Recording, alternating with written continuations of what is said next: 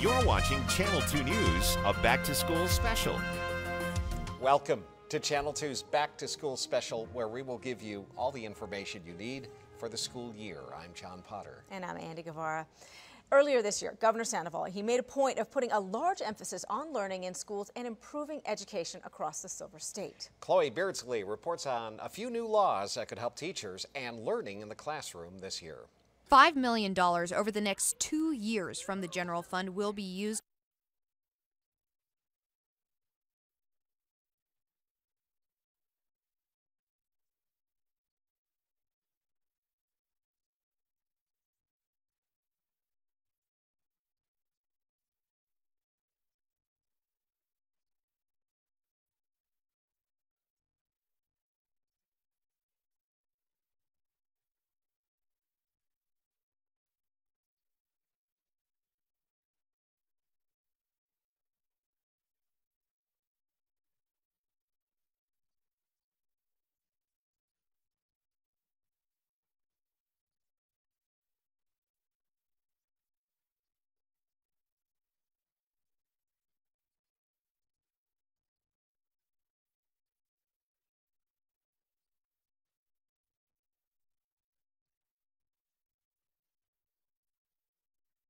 You're watching Channel 2 News, a back-to-school special.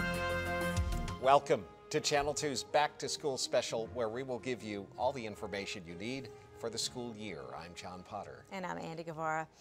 Earlier this year, Governor Sandoval, he made a point of putting a large emphasis on learning in schools and improving education across the Silver State. Chloe Beardsley reports on a few new laws that could help teachers and learning in the classroom this year. $5 million over the next 2 years from the general fund will be used for teacher training scholarships through the Teach Nevada Scholarship Program, which provides grants to individuals in college as an incentive to become teachers.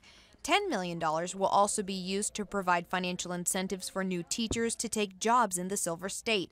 Washoe County School District officials say new hires could get between $4,000 to $5,000 as a new teacher bonus. We're working out the details in terms of how that plays out for individual teachers and how much incentive money they will each receive. District leaders are working with school principals right now to finish filling around 100 open teaching positions.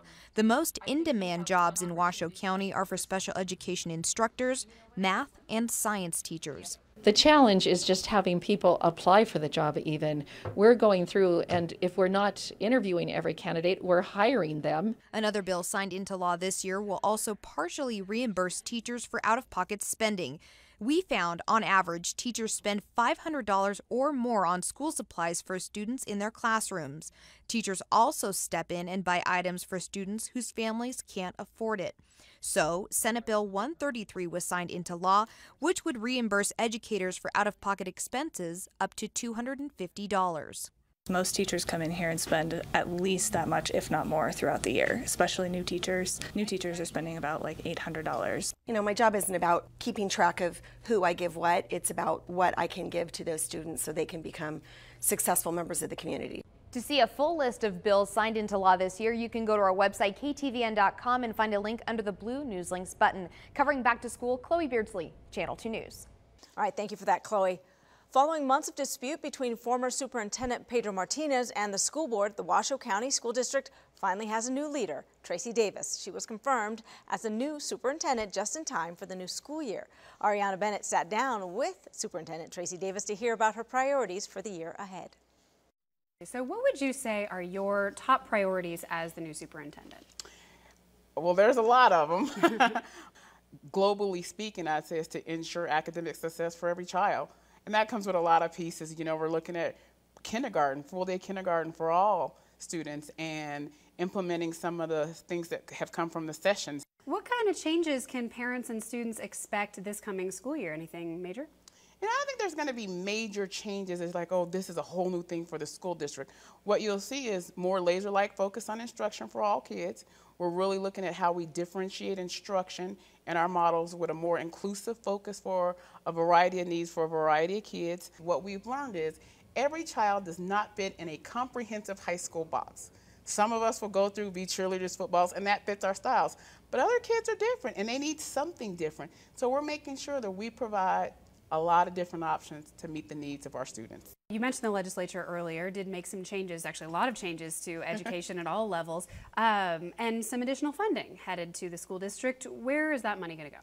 You know, the categorical funding is for a lot of different things. So we have money for our gifted and talented students, for our English language learner students. When we talk about our Zoom schools, those are for our English language learner students.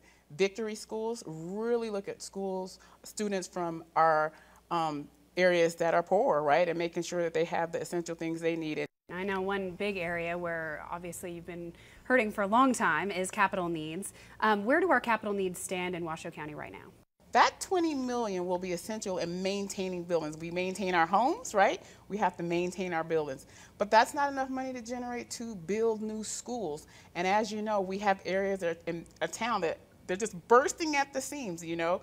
So is the goal right now to end up with a ballot question that could raise taxes on the 2016 ballot? That's a great question. Absolutely. It is an opportunity for us as a team, as a community, to generate a question for the ballot question, to see, you know, let people know what's going on and say, here's where we are, provide data, and then here's the question. Do you have any message for parents and students as we, you know, with your new job and starting the new school year? I would encourage families to ask lots of questions, participate. Washoe County School District has many things to offer our families. All right, Tracy Davis, thank you so much for your time. I do appreciate it. Thank you. Well, another subject here. When it comes to bullying, Nevada teachers and administrators have new rules to handle that issue, thanks in part to Governor Sandoval's proposal for a broader anti-bullying program that became law last month. Kristen Remington looks into how it could impact your kids. Nala! Oh, Juliana Jaime is all smiles, but as a young girl, she shed quite a few tears. The straight-A student was a target for bullies. Sitting alone a lot, you know, at lunch, kind of the kid in the corner that no one is approaching or sitting with. There was a point, too, where I was purposely avoiding kids, kind of like, in a way, hiding out in the bathroom during breaks. Bullied for excelling in school, the harassment didn't end in the halls. Getting messages even online, so like things that people weren't willing to say to my face. So together with her parents, Juliana weighed her options. There were times that she wanted to leave the school, and we considered it. But again, I think that you can't run away from problems. And it's everywhere. Washoe County surveys revealed nearly 450 reports of bullying from elementary to high schoolers last year. So Nevada lawmakers amended the Safe and Respectful Learning Environment in Public Schools law. It clearly defines bullying as unwanted, aggressive behavior that involves a real or perceived power imbalance. We're looking at bullying now. We're looking at intentional behavior that is aggressive. It can be verbal, it can be physical, it can be threats now, and that's new. Counseling Equity and Diversity Director Catherine Loudon says the new law means more consistency with investigating and reporting. We're going to err on the side of caution. And all district employees, from teachers to bus drivers, will be trained to better handle bullying. Plus, here are some tips for parents and students alike, the 4 A's and 3 R's. Here, take a look. First, affirm, listen to, and validate your child's concerns. Then, that's when you ask the questions. What happened? Who's involved? You can then assess the situation. What needs to happen next? Do you call the school? Do you call the principal? Or do you file a report? And lastly, take action. Remind your child that you are their advocate. Okay, take a look, all you students out there. Some tips, simple tips to stop bullying. First off, refuse to participate in bullying. And of course, you can also reach out to the struggling students. You see the ones in the corner who simply need a friend or a hug. Also, be responsible reporters when you witness bullying. And teachers, too, must report to parents, but now much more quickly than we've seen before. Previously, we had more time to report, and with the new law, it's saying that parents need to be informed the same day that the administrator hears of the information so that they're aware. Juliana's parents made sure she had a safe place to go after school, and dancing is where she thrived. Kind of like a physical outlet in a way to enjoy myself, but with people that actually treated me nice. and where her confidence grew. So when she was talked down to, she could still hold her head high. Advice she hopes will help kids in her shoes. To not let other people take you off of that track. Stay focused with what you love. For life right there. Thanks, Kristen. The Safe and Respectful Learning Environment Office created a 24-hour hotline and website to report bullying. And we posted the phone number and link on our website, KTVN.com. And the way children learn is changing, especially as far as technology is concerned. Washoe County and the rest of the state are using more tools like laptops and tablets for education, preparing students for a world that is changing very quickly. Paul Nelson takes a closer look. There you go, have fun. It's been about a year and a half since 1,700 Carson City Middle School students got new laptops for class, part of a trend towards mobile devices in our schools. What's really cool about that is that kids can really have the technology in their hands and be using the technology themselves and learning through the technology. Educators around the state have been paying attention and say they've seen the benefits of using laptops and tablets. Things like communication, collaboration, critical thinking, and especially on creativity. State lawmakers passed the Nevada Ready 21 plan during this year's legislative session. $22 million will be spent on mobile devices for middle school students over the next 2 years. Obviously, it changes a number of things for parents and for teachers, but I think we're seeing some really positive effects, especially in terms of student discipline, in terms of student engagement in school. But first, the schools need to be outfitted with wireless internet, something officials say is required for teachers and for testing. Wi-Fi just gives us additional options. So not only do you have the computer labs, now you can have laptops on carts brought into the classrooms. A year and a half ago, only 9 Washoe schools had Wi-Fi access. That's why $12.5 million was allocated for upgrades to wireless infrastructure. Today, 59 schools have it, and the other 26 will by May. The project was supposed to take 3 years to complete, but should be done nearly a year and a half early and about $700,000 under budget. It looks good that we'll be having Wi-Fi in all our schools by the end of this next year, and that we actually save some money on this as well. We do know that it's going to be a different world, and we do know that digital technologies are just a part of the way we do business, and so preparing these kids for that world is part of our job. Covering back to school, Paul Nelson, Channel 2 News. Well, one of the goals of Nevada Ready 21 is to get mobile devices into the hands of every middle and high school student within the next 6 years. That would be impressive, huh? Boy, we are coming a long way, aren't we? Yep. Coming up on Back to School. Our children's safety is first and foremost in any situation. A new feature on school buses is aiming to make students safer. Landon Miller will introduce us to the new feature. We'll be right back for more Back to School.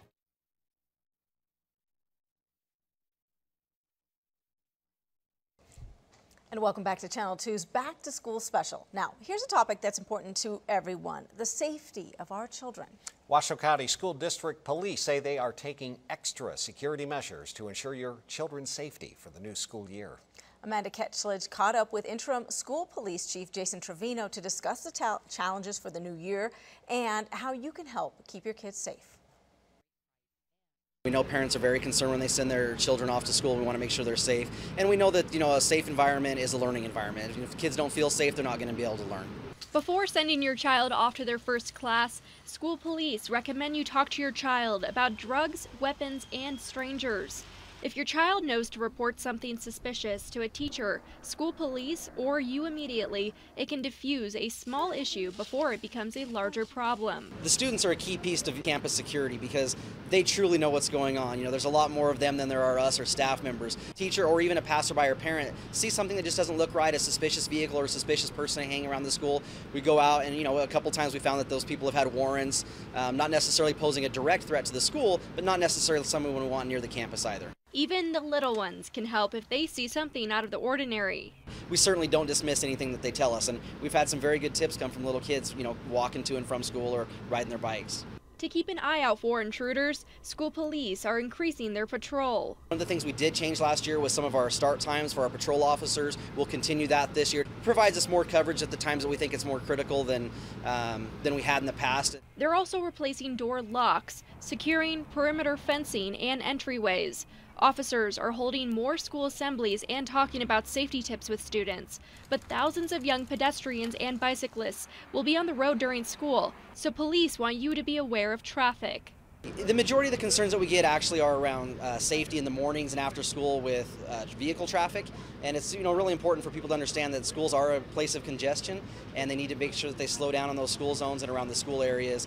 Police say it's up to the students to follow the rules of crosswalks, parents to explain to them what they need to do to be safe, and drivers to obey the speed limits. Covering back to school, Amanda Ketchledge, Channel 2 News. And one way school police are keeping children safe is cameras inside school buses to monitor students. But now they're also putting them on the outside of the buses to watch other drivers. That's a change. Landon Miller shows us how these new cameras work and why they were installed. If you're in a hurry, you see a school bus and you drive around it, you might want to think again. In this area right here is where the cameras are mounted on the exterior of the buses. The school district added exterior cameras to catch drivers who pass buses when they're not supposed to. Our children's safety is first and foremost in any situation. The cameras have been in a trial period for the last 2 school years. Now, Washoe County is implementing them district-wide. Hopefully we'll have that project done within the next couple of years. To have 100%? 100%. We already know school buses are equipped with many safety features. Starting with the stop arm, this is what comes out when the bus stops. Not to mention extending arms and flashing lights, but sometimes, and often, drivers don't get the message. Unfortunately, sometimes people pass. A lot of people out on the road respect that, but unfortunately sometimes people don't and they go around. You could be slapped with a couple $100 fine when you pass a school bus. And even though the district can't cite drivers based on this footage, these cameras are a deterrent factor, and they'll use it to collaborate with school police. Particularly if there's an area that happens quite consistently, then we can forward that to them and they'll assist us in those matters. Martin says there hasn't been an accident where a student is hit by a car while exiting the bus, but being proactive never hurts. Sometimes when you've had that length of safety record, you can get a little lax. Obviously, we just want to continue to keep that diligence up and that awareness out there. When you see these red lights flashing, you might think it's inconvenient to stop, but doing so could save a child's life. Covering the story, Landon Miller, Channel 2 News. Well, right now, only about 1/3 of the bus fleet has these exterior cameras installed. Well, the district hopes to get them in all the buses over the next several years. Yeah, interesting. They'll be watching. Sure is. All right, still to come on Back to School. Well, I'm Garrett Dearborn. Still to come on Back to School, we're going to be talking about high school sports, what it's like to repeat as a Northern champ, and how do you do it? We'll hear from an expert coming up next in sports.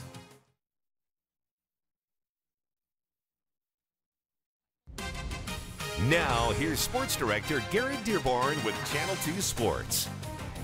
Well, the Division I North's fall sports practices are kicking off all over the place in the next week. And with that, Dallas Kolodny takes a look at what it takes to repeat as a regional champ.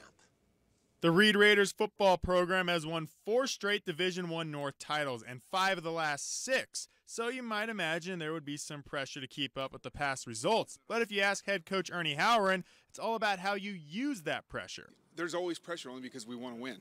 You know, everything we do is about winning and putting ourselves in a position to be the best program we can be. And so the pressure is just there to be, you know, a part of a process working towards that goal of winning the region and trying to win state. However, it wasn't just the Reed Raiders in football who grabbed the Division I North title last year. Douglas High had a banner year for girls varsity sports. They won in cross country, volleyball, and girls soccer. And then back to cross country, the McQueen boys took that Division I North title. And then in girls golf, Spanish Springs, they took that title Boys soccer, that went to North Valleys. And then when it comes to tennis, Reno High dominated that one. Not just the girls, but the boys also won a Division I North title in 2014. Now, most of those teams, in fact, all those teams will probably want to emulate Ernie Howard's success at Reed, and he has some advice for him. Just outwork your opponent. You know, every day come in here with a plan to outwork and just work hard. I mean, that's really it. I mean, that's what we sell our kids on. I don't think our kids are any different than anybody else's. I do believe that our kids work harder than anybody else's. So the high school sports season begins in the last week of August, including the first set of football games set to kick off on Friday, August 28th. That will also be our very first Inside the Two of the season. Dallas Kolodny, Channel 2 Sports. And that about wraps things up from here. Good luck to all those competing this season. Oh, yeah, definitely going to be a busy sports season for all the kids this year. Absolutely. All right, coming up next on Back to School. Everything that learning and success in schools requires is diminished when kids don't eat breakfast. What are the keys for a student to have a successful school year? We'll have the answer when we visit with the Director of Student Health Services.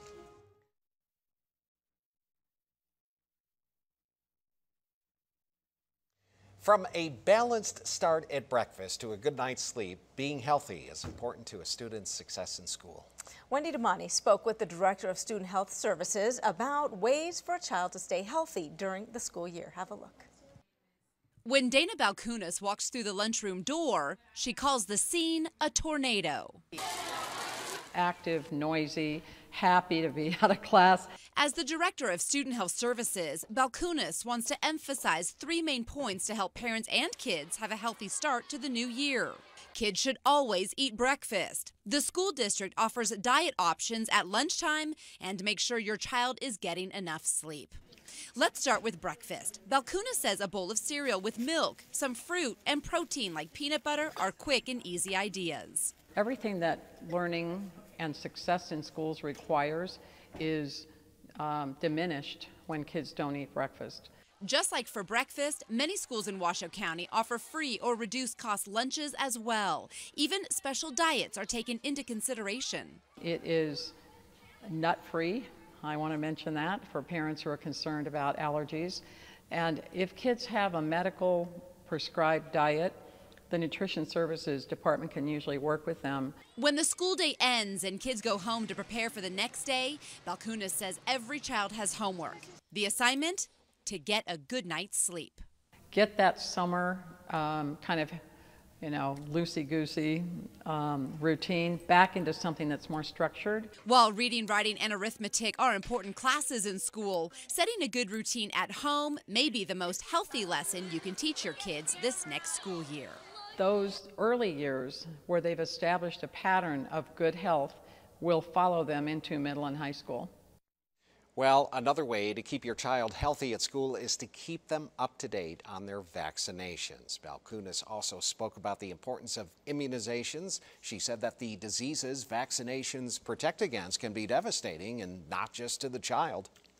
They can spread the disease to very vulnerable populations like infants, pregnant women, and when those populations get the vaccine-preventable diseases, it is devastating or life-threatening. And while debate rages in California about religious freedom, Balkunas says Nevada allows religious exemptions, but not personal exemptions. This means that a child can only be exempt if the parents have a religious objection to vaccines. Nevada state law requires all kindergartners entering public school to have the following immunizations: the MMR vaccine, which is measles, mumps, rubella, polio, diphtheria, pertussis, and tetanus. Balkunas also said that Nevada students are required to have a hepatitis A vaccine, which is not required in California. I want to thank you for joining us for our Back to School special. And from all of us here at Channel 2 News, have a safe and healthy school year.